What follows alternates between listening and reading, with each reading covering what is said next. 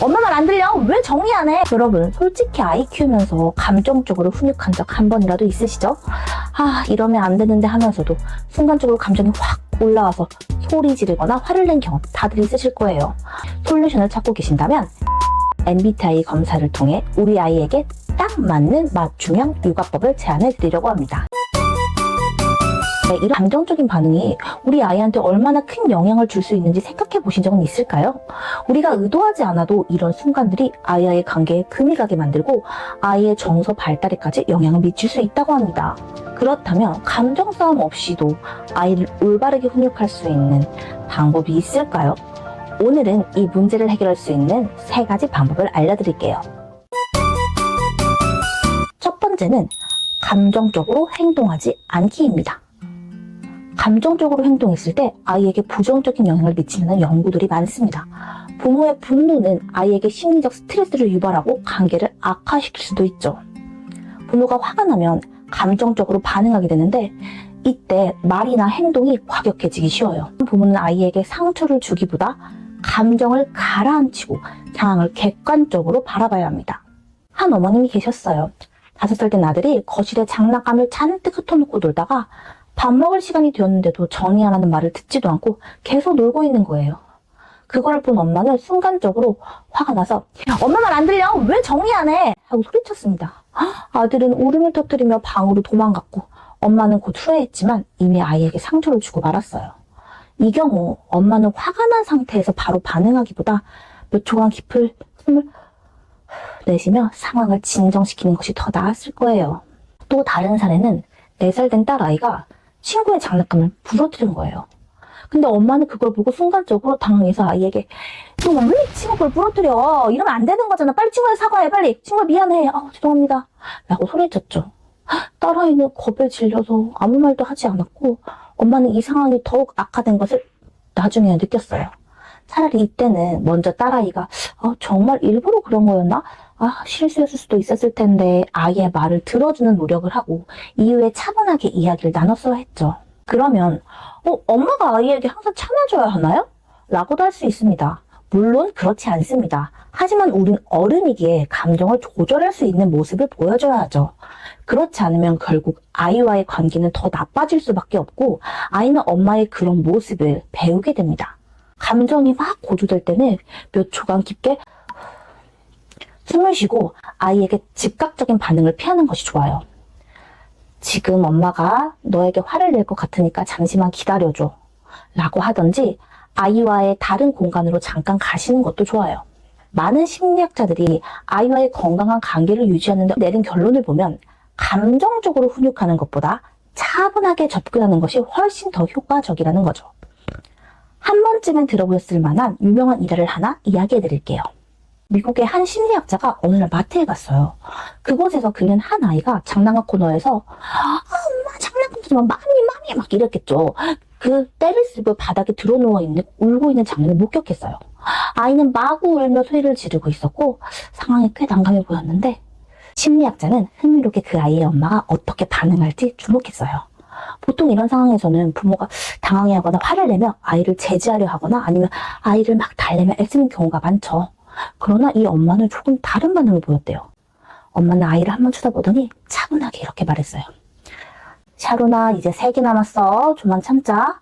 그리고 나서 카트를 밀고 다음 통으로 걸어갔어요. 아이는 여전히 때를 쓰고 울고 있었지만 엄마는 계속해서 차분하게 말하는 듯한 톤으로 샤론아, 2개 남았어. 금방 끝나. 좀만 참자. 라고 말했어요. 이후 엄마는 계산대에 도착했고 마지막으로 샤론아, 이제 다 끝났어. 잘 참았어. 집에 가자. 라고 말하며 계산을 마쳤습니다. 아이는 여전히 약간 칭얼거렸지만 엄마는 큰 동요 없이 상황을 잘 마무리했어요.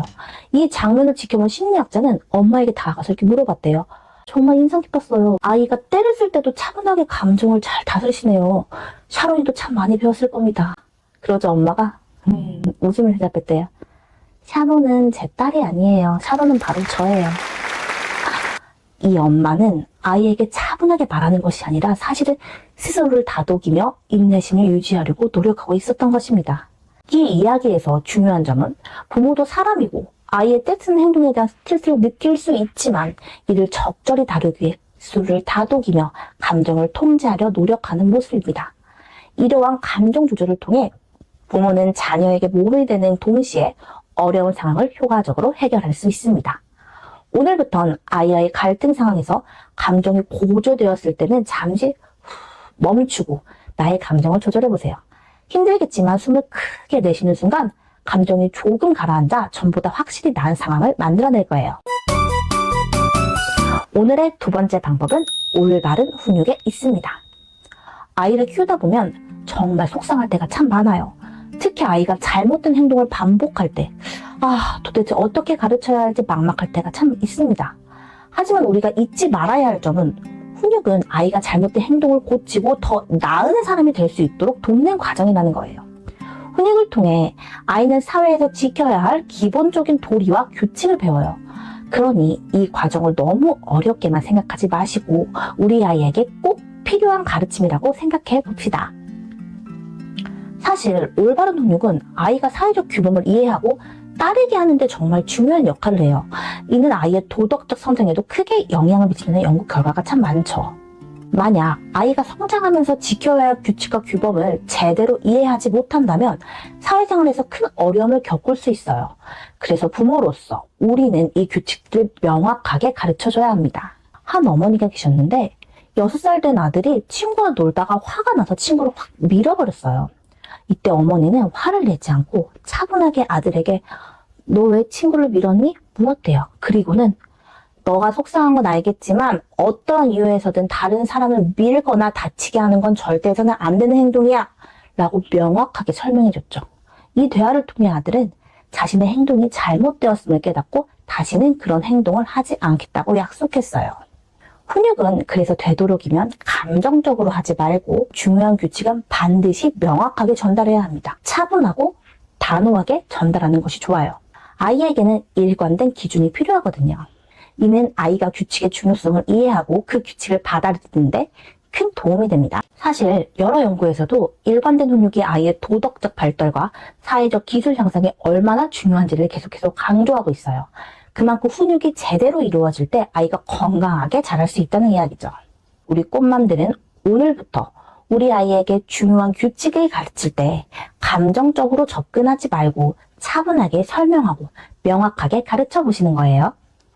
여러분의 노력이 분명히 큰 변화를 만들어낼 거랍니다. 자, 이제 마지막 세 번째, 공감입니다.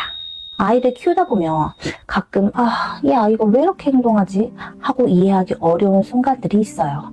아이가 막 이유 없이 울거나 때를 쓰면 당황스럽고 어떻게 대응해야 할지 모르겠을 때가 참 많아요. 그런데 사실 아이들은 아직 자신의 감정을 제대로 표현하는 방법을 잘 모르는 경우가 많아요.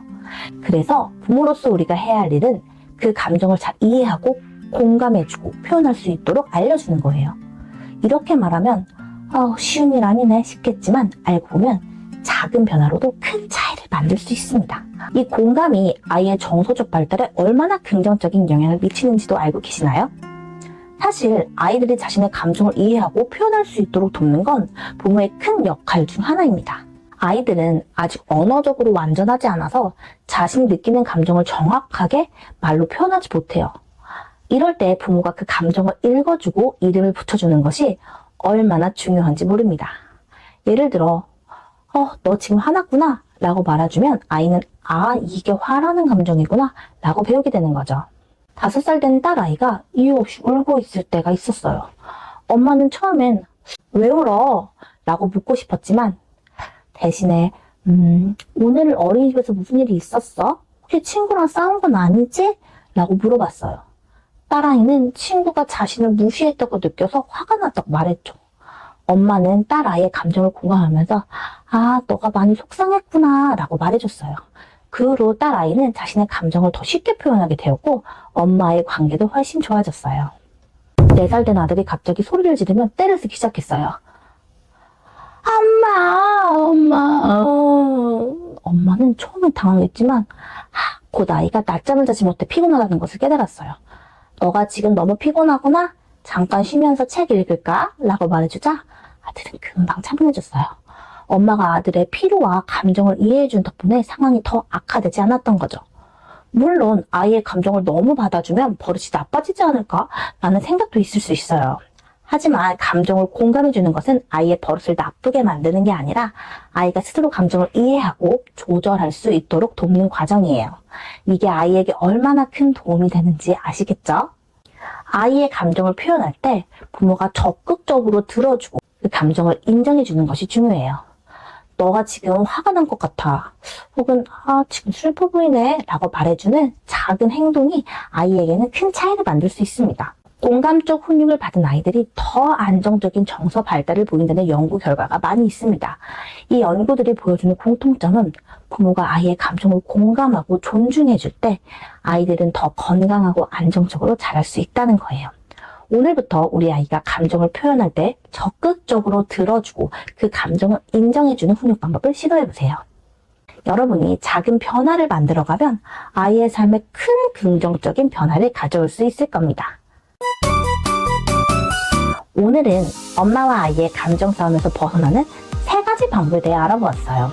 감정을 다스리고 훈육의 본질을 이해하며 아이의 감정을 공감해주는 것. 이 3가지는 우리 아이들이 더 건강하고 행복하게 자라는 데 필수적인 요소입니다. 이제 더 이상 우리 꽃맘들은 아이의 감정 싸움으로 스트레스를 받지 마세요. 우리 아이에게 더 나은 부모가 되는 길을 함께 걸어가요. 이 3가지 방법을 실천하면 아이와의 관계가 더욱 깊어지고 아이가 자라면서도 긍정적인 태도로 세상을 바라볼 수 있게 될 거예요.